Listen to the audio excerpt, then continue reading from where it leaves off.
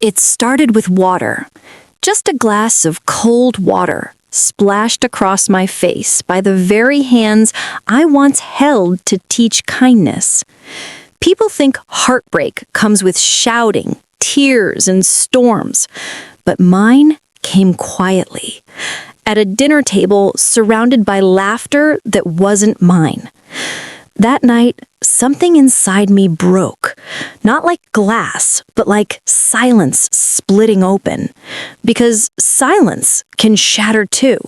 And when it does, you stop waiting for love and start remembering who you were before you gave it all away.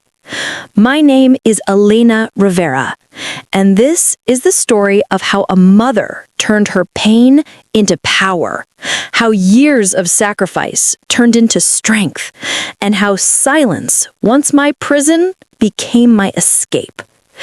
If you've ever been hurt by the people you love most, if you've ever been made to feel small in your own home, then stay with me. Now, before we begin, tell me, where are you listening from? New York? London? Sydney? Maybe somewhere near the sea? Don't forget to like, subscribe, and leave a comment, because what I'm about to tell you might just be the story of someone you know, or someone you've become. Sunday evenings used to be my favorite. They smelled like cumin and warmth, like comfort woven into every breath. I would cook chicken mole, beans slow simmered with garlic, and rice colored gold with saffron. Those meals were love made visible. My way of saying, you are safe, you are cared for. But that night, the kitchen didn't belong to me anymore. It belonged to my daughter, Marisa. I sat quietly at the table, an uninvited guest in the home I had built. When she served the plates, I noticed mine was lighter. I smiled softly. Just a little more rice, sweetheart. Only a spoonful. Her hand froze midair. Her eyes turned cold. Without a single word, she lifted her glass and threw water across my face. It was icy, sharp, humiliating. The sound of the splash filled the room, and then silence. Until laughter broke it. My grandson, Luca, phone in hand, recording me like I was a joke. "Grandma begging again," he said, his voice dripping with mockery. That moment didn't just sting my skin, it burned my soul. Because that night, I realized they no longer saw me as a mother. They saw me as a burden. I didn't shout. I didn't argue. I simply stood up from that table, my clothes dripping, my face burning, not from the water, but from shame. The kind of shame that makes your heart forget how to beat for a moment. I walked slowly to my room. Each step felt heavier than the last, like I was carrying the ghosts of every sacrifice I'd ever made. When I closed the door behind me, the silence hit harder than any slap ever could. In the mirror, I saw her, a woman I barely recognized. Wrinkles traced the years I'd spent in service of others, and my hands, once strong, trembled like leaves in the wind. I stared for a long time, searching for the mother I used to be, the one who believed love could fix everything. She was gone. All that remained was a tired reflection, eyes dull, lips trembling. "This is the last time," I whispered. My voice cracked, but the words felt like truth. "The last time I'll let anyone make me small." I took off my soaked blouse and replaced it with an old cotton one, soft, clean, smelling faintly of detergent. On the nightstand was a photograph, Rafael, my husband. He was smiling the way he used to after long days, when he'd hold my face and say, "Elena, never let them see you as weak. Strength, vieja. Strength is the only thing we truly pass on." I touched his face in the picture, and felt something shift inside me. The pain didn't vanish. It hardened. And in that hardening, I felt the first flicker of something new. Something like courage waking up after years of sleep. That night, I couldn't sleep. The house was still, but my mind wasn't. Every tick of the clock sounded like a memory of scraped knees, bedtime stories, and the laughter of a little girl who used to call me her hero. Now that same girl saw me as a burden. I sat on the edge of the bed, staring at the floorboards. Beneath them lay years of silence, and somewhere in that silence, I remembered something Raphael once told me. Keep it safe, Elena. One day you might need it more than you think. I stood, the boards creaking beneath my feet, and opened the closet. Behind a stack of folded quilts, hidden beneath the weight of forgotten winters, I found it. A small tin box, dull and dusty. My hands trembled as I carried it to the bed. The metal was cold, its edges rough against my skin. Inside my purse, I found the tiny key, tucked away like a secret I had almost buried. The lock clicked, slow and reluctant. When I opened the lid, a faint smell of old paper and time filled the room.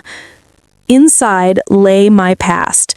Yellowed bank certificates, a property deed, and envelopes with Raphael's careful handwriting. All of it in my name. For years, Manisa walked through this house like a queen, scolding me for sitting too long, speaking as if the walls themselves bowed to her voice. But the truth sat right here in my lap, clear as ink on paper. This home, these savings, this life, they were mine. A slow smile crept across my face. It wasn't joy.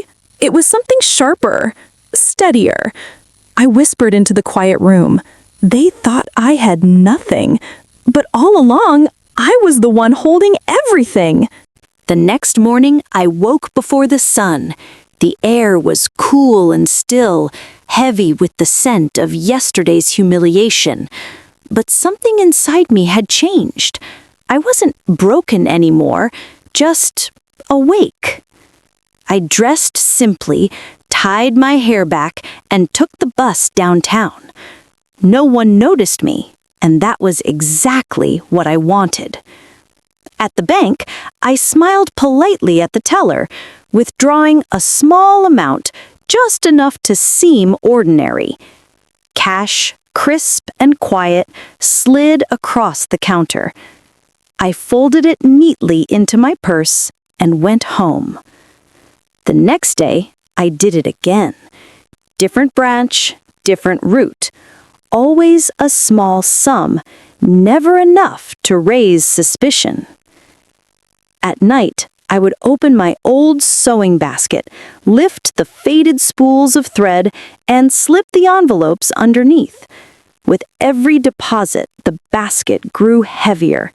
Its weight became my secret comfort, proof that I still had control over something in a world that tried to strip me of it. A week later, Marisa hosted a family barbecue.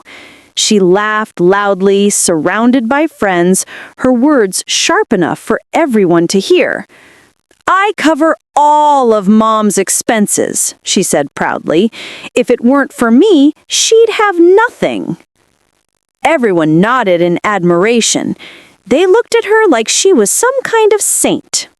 And I sat quietly in the corner, sipping lemonade, smiling softly. Because she was right about one thing. I did have nothing. At least, that's what she believed. But what she didn't know was that my silence was no longer weakness. It was preparation. And soon, it would be power. That night, after the laughter and smoke of the barbecue faded, I sat alone in my room. The sewing basket rested in the corner, heavy with secrets. For the first time in years, I felt calm. until I opened the old drawer where I kept the bank statements. I hadn't looked at them in a long time. Maybe I hadn't wanted to, but something told me I should.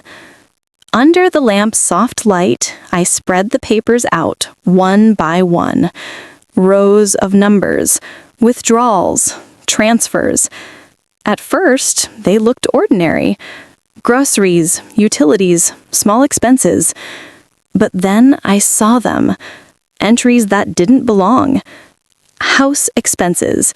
That's what the statement said. But the amounts told another story. Boutiques, spas, weekend resorts, restaurants I had never stepped foot in. Each line was like a cut, small but deep.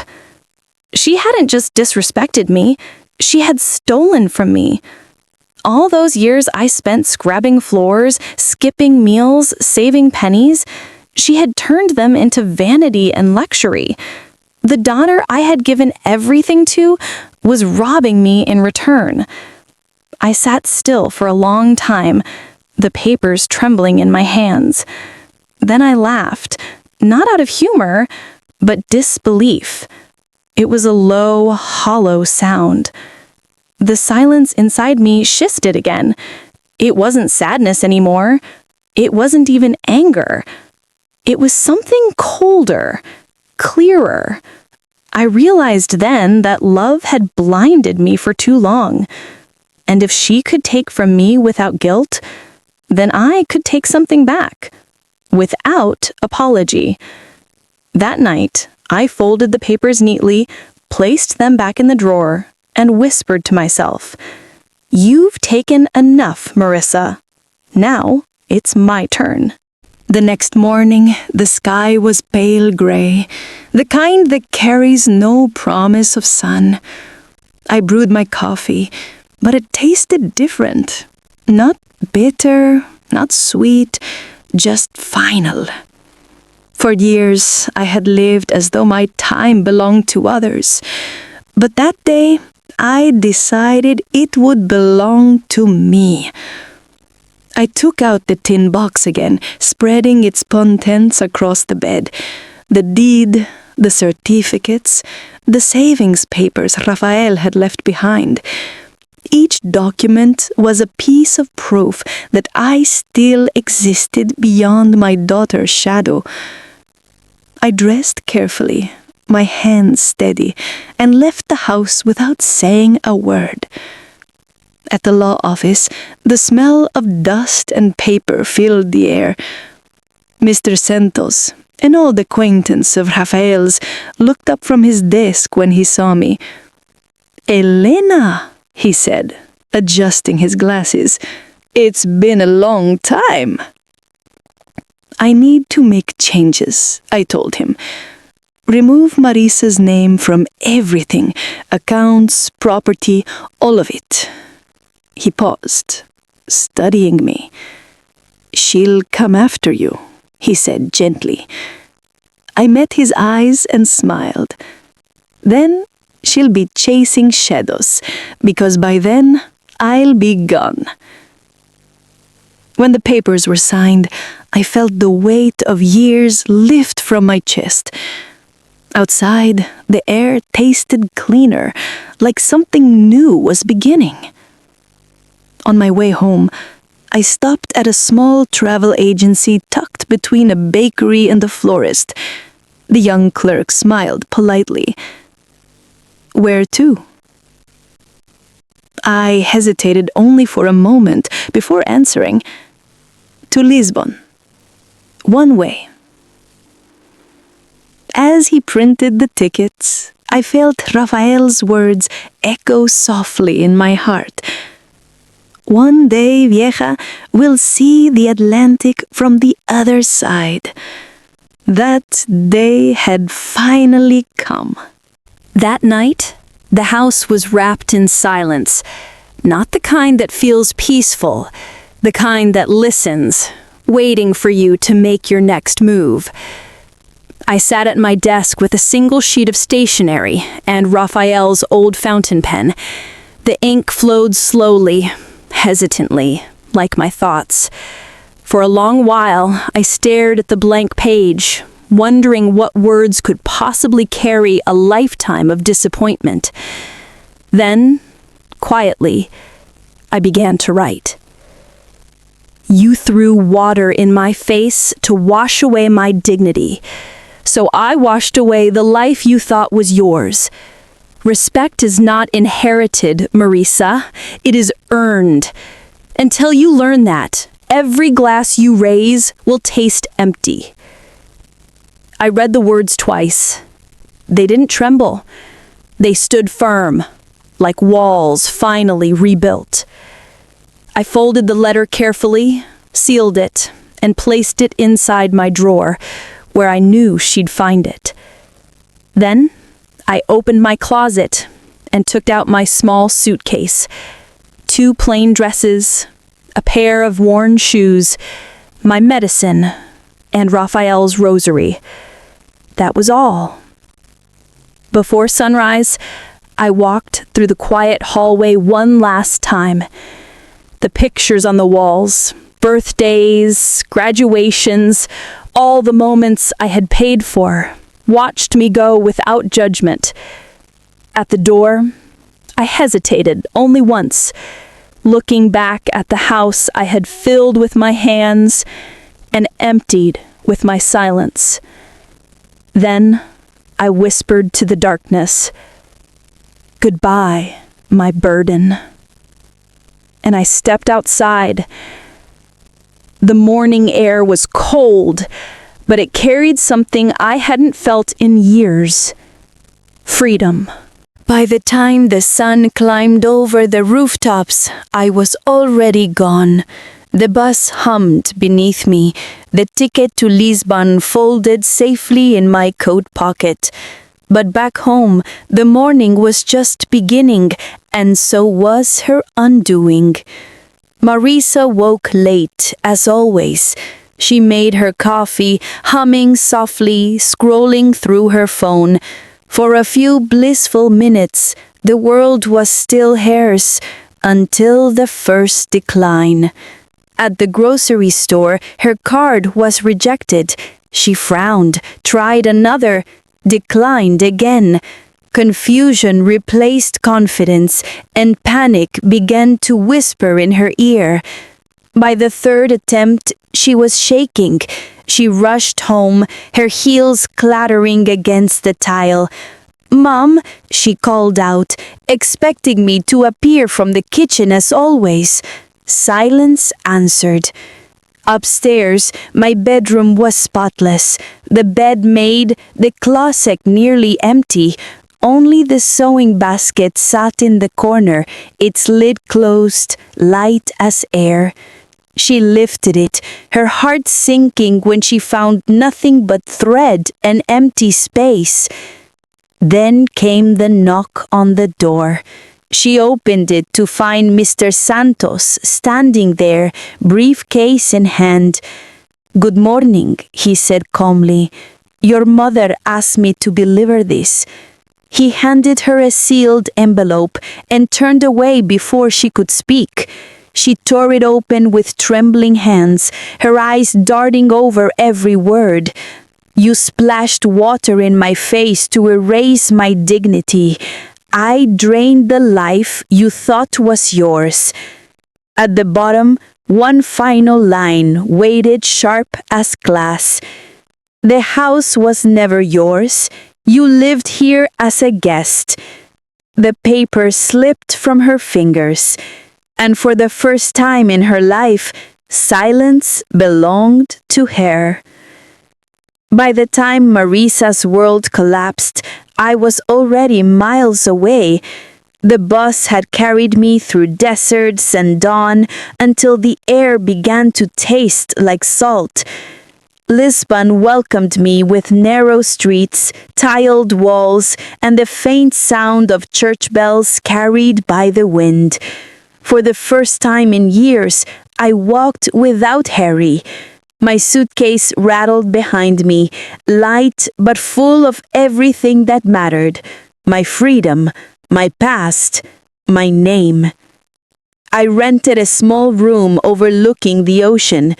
From the balcony, I could see the Atlantic stretching endlessly, silver and alive.